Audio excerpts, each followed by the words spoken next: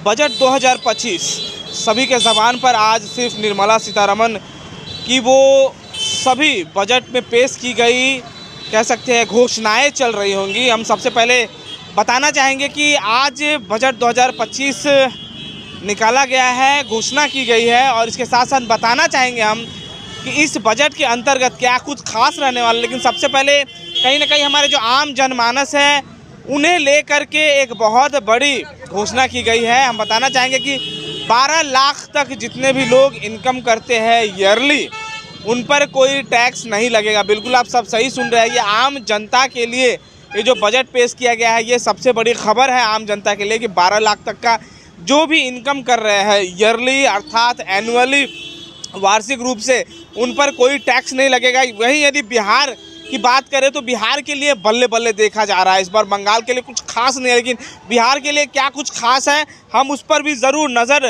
डालने की कोशिश करेंगे। मखाना बोर्ड की स्थापना की जाने वाली है। बिहार में 3 नए एयरपोर्ट की घोषणा की गई है। कोसी नहर परियोजना को आर्थिक मदद दी जाएगी। पटना IIT के लिए इंफ्रा पुश दिया जाएगा। इसके साथ साथ ही 2025 में 40,000 मकान हैंडओवर किए जाएंगे। बिल्कुल 40,000 मकान बिहार के लिए बहुत बड़ी कई कह सकते हैं कि बजट में बल्ले बल्ले हो गई है। 50 पर्यटन स्थलों को विकसित किया जाएगा। इसके साथ साथ ही पटना एयरपोर्ट को एक्सपेंड भी किया जाएगा। वहीं यदि बात की जाए तो बजट 2025 में किसान क्रेडिट कार्ड की लिमिट अब 3 लाख से बढ़कर 5 लाख हो गई है। बिल्कुल 3 लाख से बढ़कर के 5 लाख हो गई है। और ये कहीं ना कहीं बहुत सारी जो लोग हैं, जो किसान हैं, जो लोन लेते थे उनके लिए काफ़ी सुविधा हो गई है। वहीं यदि बात की जाए तो मिडिल क्लास को जैसे कि बहुत बड़ी राहत मिली है, लेकिन और क्या कुछ क्षेत्रों में काम किया गया है वो कहीं ना कहीं देखने को वाली बात होगी। परमाणु ऊर्जा मिशन के लिए 20,000 करोड़ रुपए के परिव्यय के साथ परमाणु ऊर्जा मिशन की घोषणा भी की गई है। इसका उद्देश्य 2047 तक बिल्कुल 100 गीगावाट ऊर्जा उत्पन्न करना है। इतनी बड़ी मेगा बजट कह सकते हैं प्रोजेक्ट के लिए इतना करोड़ रुपए का सेंक्शन करना कोई आम बात नहीं है। इसके साथ साथ ही हम कहना चाहेंगे कि बिहार के बिहटा में बनेगा ग्रीनफील्ड एयरपोर्ट।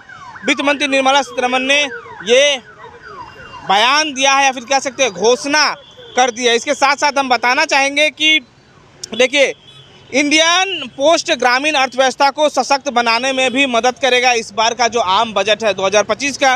वहीं कपास उत्पादन को बढ़ावा देने के लिए 5 साल का विस्तृत योजना बनाई गई है।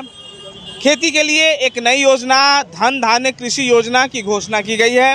इसके साथ साथ ही SC/ST समुदाय की महिला उद्यमियों को 5 वर्षों के लिए 2 करोड़ रुपए का ऋण मिलेगा। बहुत बड़ी घोषणा है कहीं ना कहीं। वहीं स्टार्टअप्स को प्रोत्साहित करने के लिए 10,000 करोड़ रुपए का विशेष फंड भी दिया जाएगा।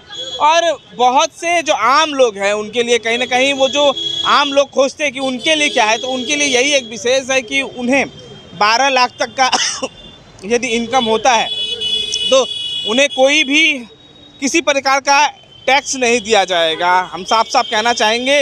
इसके साथ साथ ही महंगा हो सकता है सिगरेट पीना, 7 रुपये तक बढ़ सकते हैं जाम।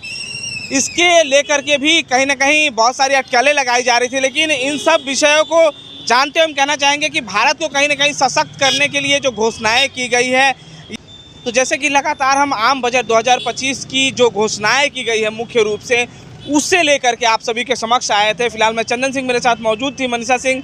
आपको क्या लगता है इस बजट में आम जनता के लिए और कुछ क्या होना चाहिए था और कुछ विशेष भी रखा जाना चाहिए था, घोषणा होना चाहिए था? ज़रूर आप अपने मत को कमेंट बॉक्स में हमसे साझा कीजिए। तब तक के लिए देखते रहे CCN हिंदी। धन्यवाद। जय हिंद।